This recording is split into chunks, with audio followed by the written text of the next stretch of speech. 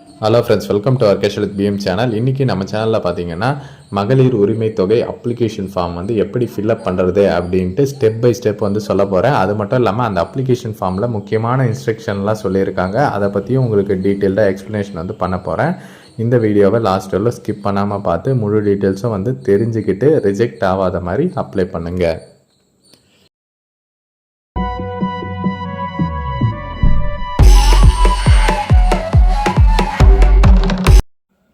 Okay friends, மகளிர் உரிமை தொகை அப்ளிகேஷன் ஃபார்ம் இது நம்ம எல்லாருக்குமே வந்து தெரியும். இது எப்படி தப்பு இல்லாமல் ஃபில்அப் பண்ணுறதுன்றதை டீட்டெயில்டாக வந்து பார்க்க போகிறோம்.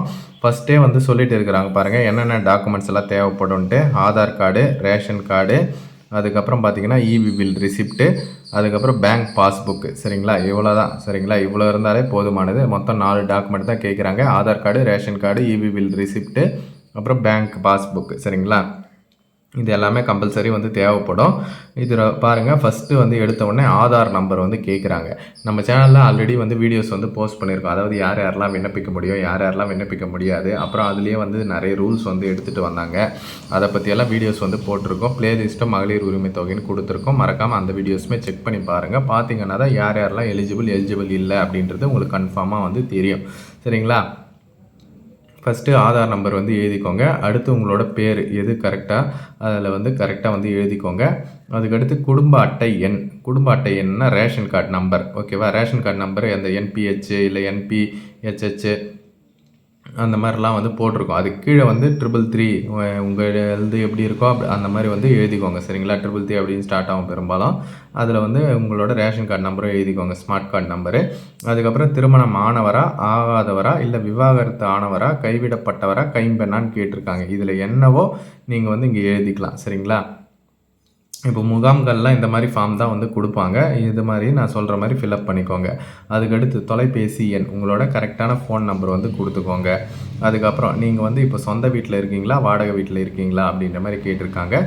சொந்த வீடுன்னா இங்கே டிக் பண்ணுங்கள், வாடகை வீடுனா இங்கே டிக் பண்ணிக்கோங்க. அதுக்கப்புறம் நீங்கள் இப்போ இருக்கிற மாவட்டத்தோட பேர், அதுக்கப்புறம் இபி பில்லு ரெசிப்ட்டு நான் சொன்னேன் இல்லையா, இல்லை இபி கார்டு இருந்தாலும் நீங்கள் வந்து அதில் வந்து நம்பர் இருக்கும். சரிங்களா, அந்த நம்பர் வந்து எழுதிக்கோங்க. இதில் வந்து ஆனால் கேட்டிருக்கிறது இபி பில்லு ரெசிப்ட் தான். நீங்கள் எப்படினாலும் கட்டியிருப்பீங்கள, அதனோட ரெசிப்ட் வந்து எடுத்துகிட்டு போங்க. அதுக்கடுத்து பேங்க் நம்பர், பேங்க் பெயர். பேங்க் பாஸ்புக்லேயே வந்து இருக்கும் பாருங்கள், என்ன பேங்க், ஸ்டேட் பேங்க்கா இல்லை இந்தியன் பேங்க்கா இல்லை வந்து ஐஓபியா, எதுவோ அந்த பேங்க்கோட பேர் வந்து எழுதிக்கோங்க. அதுக்கடுத்து எந்த பிரான்ச்சில் இருக்குது அப்படின்ட்டு பிரான்ச்சோட நேமும் அந்த பாஸ்புக்லேயே வந்து இருக்கும். அதுக்கடுத்து உங்களோட account number, bank account number அது வந்து எழுதிக்கோங்க. அதுக்கப்புறம் பார்த்தீங்கன்னா குடும்ப விவரங்கள், 18 வயதிற்கு மேல். 18 வயசுக்கு மேலே யார் யாரெல்லாம் இருக்காங்களோ அவங்களோட டீட்டெயில்ஸ் இங்கே வந்து எழுதிக்கோங்க. சரிங்களா, அவங்களோட பேர் வந்து எழுதிக்கோங்க. அதுக்கப்புறம் அவங்களுக்கு என்ன ஏஜோ அதை வந்து எழுதிக்கோங்க. அதுக்கப்புறம் அவங்க என்ன தொழில் செய்கிறாங்க அப்படின்றத வந்து எழுதிக்குவாங்க. சரிங்களா, இதில் எல்லா ஆப்ஷனும் கொடுத்துருக்காங்க. அதாவது சென்ட்ரல் கவர்மெண்ட் ஒர்க்கரா, இல்லை ஸ்டேட் கவர்மெண்ட் ஒர்க்கரா, இல்லைன்னா வந்து காலேஜ் ஸ்டூடெண்ட்டா, இல்லை வேலையா இல்லாமல் இருக்கிறாங்களா, இல்லை அரசு ஓய்வூதியம் பெறுவரா, இல்லை ப்ரைவேட்டில் ஒர்க் பண்ணுறாங்களா அப்படின்ட்டு எல்லாமே வந்து கேட்டிருக்காங்க பாருங்கள். அதில் எந்த ஆப்ஷனோ அதை வந்து எழுதிக்கோங்க. அதுக்கப்புறம் அவங்களுக்கான மாத வருமானம் எல்லாருக்குமே வந்து எழுதிக்கோங்க. அதுக்கடுத்து அவங்க வந்து வருமான வழி செலுத்தியிருக்காங்களா அப்படின்ட்டு.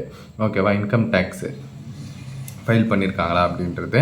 எஸ்ன்னா அதனோட டீட்டெயில்ஸ் வந்து கொடுங்க. சரிங்களா, இந்த மாதிரி தான் வந்து ஃபஸ்ட்டு பேஜ் வந்து ஃபில்அப் பண்ணோம். இதில் எல்லா டீட்டெயில்ஸுமே வந்து சொல்லிவிட்டேன். ஏதாச்சும் டவுட் இருந்தால் கமெண்ட் செக்ஷனில் வந்து சொல்லுங்கள். அதுக்கடுத்து செகண்ட் பேஜ் வந்து இதுதான். சரிங்களா, செகண்ட் பேஜ் வந்து அதே மாதிரி தான். குடும்ப உறுப்பினர்கள் யாராச்சும் எக்ஸ்ட்ரா இருந்தாங்கன்னா இதில் வந்து ஃபில்அப் பண்ணிக்கலாம். அதுக்கடுத்து இன்னொன்று கேட்குறாங்க பாருங்கள், சொத்து விவரங்கள் அப்படின்ட்டு. உங்களுக்கு சொந்த வீடு இருக்குதா அப்படின்னு கேட்குறாங்க. எஸ்ன்னா எஸ்ன்னு கொடுத்துக்கோங்க, இல்லைன்னா இல்லைன்னு கொடுத்துக்கோங்க. சப்போஸ் சொந்த வீடு இருந்து எஸ் கொடுத்து அதில் வந்து அரசு திட்டத்தின் மூலம் நிதியுதவி பெறப்பட்டதான்னு கேட்டிருக்காங்க. அதாவது கவர்மெண்ட்டெல்லாம் வீடு கட்டி தராங்க இல்லையா, அதில் வந்து ஏதாச்சும் கட்டியிருக்கீங்கன்னா எஸ்ன்னு வந்து கொடுத்துக்கோங்க, இல்லைன்னா இல்லைன்னு கொடுத்துக்கலாம். அதுக்கப்புறம் உங்கள் வீட்டில் இருக்கிறவங்களுக்கும் உங்களுக்கும் சரி, குடும்ப உறுப்பினருக்கு சொந்த நிலம் ஏதாச்சும் இருக்குதா அப்படின்ற மாதிரி கேட்டிருக்காங்க. எஸ்ன்னா எஸ்ன்னு கொடுங்க, இல்லைன்னா இல்லைன்னு கொடுங்க. அப்படி இருந்தால் அது வந்து 5 ஏக்கருக்கு மேலே நன்சை நிலம் இருக்குதான்னு கேட்குறாங்க. சரிங்களா, அப்படி இல்லைன்னா 10 ஏக்கருக்கு புன்சை நிலம் வந்து இருக்குதா அப்படின்ற மாதிரி கேட்டிருக்காங்க. சரிங்களா, அதை வந்து பார்த்துக்கோங்க. எஸ்ன்னு கொடுத்தா இந்த டீட்டெயிலில் எதுன்றதை போடணும். சரிங்களா, ஆம் இல்லை அப்படின்ட்டு.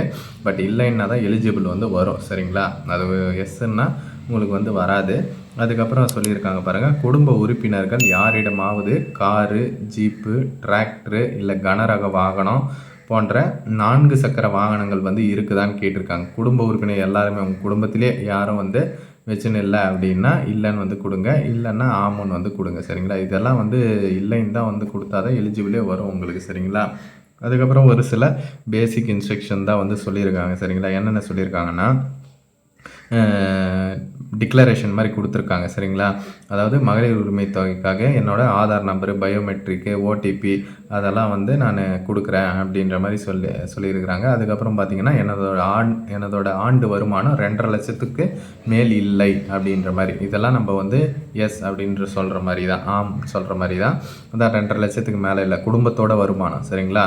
அதே மாதிரி அதான் குடும்ப உறுப்பினர்களுக்கு யாரும் வந்து 2.5 லட்சத்துக்கு மேலே வருமானம் வந்து வரல வருஷத்துக்கு. அதே மாதிரி வருமான வரி கணக்கு தாக்கல் செய்பவர்கள் யாரும் இல்லை, அதாவது இன்கம் டேக்ஸ் ஃபைல் பண்ணுறவங்க யாரும் இல்லை அப்படின்ட்டு. அதுக்கப்புறம் எங்கள் வீட்டில் வந்து கவர்மெண்ட்லேயோ, சென்ட்ரல் கவர்மெண்ட்லேயோ, ஸ்டேட் கவர்மெண்ட்லேயோ, பேங்க்லேயோ இல்லை வந்து உள்ளாட்சி அமைப்புகள்லையோ இல்லை கூட்டுறவு அமைப்புகள்லையோ வந்து யாரும் வந்து ஒர்க் பண்ணல, பென்ஷன் வாங்குறவங்க இல்லை அப்படின்ற மாதிரி. அதுக்கடுத்து பார்த்திங்கன்னா, மற்றபடி எம்எல்ஏவோ எம்பியோ, எங்கள் வீட்டில் வந்து எம்எல்ஏ, எம்பி, கவுன்சிலரு அந்த மாதிரிலாம் யாரும் இல்லை அப்படின்றத வந்து அப்படின்றது நம்ம ஒத்துக்கிறோம். அதுக்கப்புறம் பார்த்திங்கன்னா, அதை காரு, ஜீப்பு, டிராக்டர் இதெல்லாம் வந்து கிடையாது அப்படின்ட்டு. அதுக்கப்புறம் நம்ம ஜிஎஸ்டி ஃபைல் பண்ணுறவங்களோ யாரும் வந்து கிடையாது. அதுக்கப்புறம் பார்த்திங்கன்னா, குடும்பத்தில் ஓஏபி வாங்குறவங்களோ இல்லை வந்து விதவை ஓய்வூதியமோ இல்லை அமைப்பு சாரா தொழிலாளர் நல வாரியமோ இதெல்லாம் வந்து ரூல்ஸ் வந்து மாற்றினாங்க. ஓகேங்களா? இவங்க வாங்குறவங்களும் வந்து மற்றவங்க வந்து அப்ளை பண்ணலாம் அப்படின்ற மாதிரி மாற்றினாங்க. சரிங்களா? ஆல்ரெடி ஓஏபி வாங்குறவங்களோ இல்லை அமைப்பு சாரா தொழிலாளர் அதில் வந்து ஓய்வூதியம் வாங்குறவங்களோ அவங்கள தவிர்த்து மற்றவங்க யாராச்சும் எலிஜிபிள் இருந்தால் அவங்க அப்ளை பண்ணலாம். சரிங்களா? அதான். அதுக்கப்புறம் நிலம் வந்து 5 ஏக்கர் நன்செய் நிலம், 10 ஏக்கருக்கு புன்செய் நிலம். இது எதுவும் வந்து இல்லை எங்கள் வீட்டில் யாருக்கும் அப்படின்ற மாதிரி. அதுக்கப்புறம் நான் கொடுத்த டீட்டெயில்ஸ் எல்லாமே வந்து கரெக்டு தான். இதில் எதுவும் வந்து தப்பாக இல்லை. தப்பாக இருந்தால் என் மேலே நடவடிக்கை எடுக்கப்படும் அப்படின்றத நான் உறுதியளிக்கிறேன் அப்படின்ற மாதிரி இங்கே உங்களோட சிக்னேச்சர் வந்து போடுற மாதிரி இருக்கும். சரிங்களா? ரூல்ஸ் எல்லாம் வந்து லைட்டாக வந்து சொல்லியிருக்கேன். இதில் அப்ளிகேஷன் ஃபார்மில் போட்டது மட்டும். இன்னும் நிறைய ரூல்ஸ் இருக்குது. அதை பற்றி நான் செப்பரேட்டாக வீடியோஸுமே வந்து அப்டேட் பண்ணியிருக்கேன்னு சொன்னேன் இல்லையா வீடியோவோட ஸ்டார்டிங்லேயே. அதனோட லிங்கோ டிஸ்கிரிப்ஷனில் கொடுக்குறேன். அது மட்டும் இல்லாமல் ப்ளேலிஸ்ட்டே தனியாக கொடுத்துருக்க மகளிர் உரிமை தொகை அப்படின்ட்டு. அதில் வந்து நீங்கள் செக் பண்ணி பார்த்துக்கலாம் யார் யாரெல்லாம் அப்ளை பண்ணலாம் என்ன ஏதுன்ட்டு. இப்போ பார்த்தீங்கன்னா, உங்களுடன் ஸ்டாலின் அப்படின்ற முகாம்கள் வந்து போயிட்டு இருக்கு. அந்த முகாமில் அப்ளிகேஷன் வந்து இஷ்யூ பண்ணிட்டு இருக்காங்க. ஒரு 3-4 மந்த்ஸ் நல்லா கேம்ப் நடக்கும் தான் சொல்லியிருக்காங்க தமிழ்நாடு ஃபுல்லாகவே. உங்கள் ஊருக்கு எப்போ வருதோ அப்போ கரெக்டாக பார்த்து ஃபில்அப் பண்ணுங்கள். அந்த உங்களுடன் ஸ்டாலின் முகாம் நம்ம ஊரில் எப்போ நடக்குது, எப்படி ஆன்லைன்லேயே தெரிஞ்சுக்கிறது, எங்கே நடக்குதுன்றது தெரிஞ்சுக்கிறது அப்படின்ற கம்ப்ளீட் டீட்டெயில்ஸ் எல்லாமே நம்ம சேனலில் ஆல்ரெடி வீடியோஸ் வந்து போஸ்ட் பண்ணியிருக்கோம். அதையும் நீங்கள் செக் பண்ணி பார்த்தீங்கன்னா உங்களுக்கு நீங்களே போயிட்டு டைரெக்டாக வந்து அப்ளை பண்ணிக்கலாம். ரொம்பவே நிறைய பேர் வந்து வெயிட் பண்ணிருந்த ஒரு ஆப்பர்ச்சுனிட்டி. இதை வந்து மஸ்ட்டாக உங்கள் ஃப்ரெண்ட்ஸ் அண்ட் ஃபேமிலி குரூப்லேயும் தெரியப்படுத்துங்க. ஓகே ஃப்ரெண்ட்ஸ், தேங்க்ஸ் ஃபார் வாட்சிங்.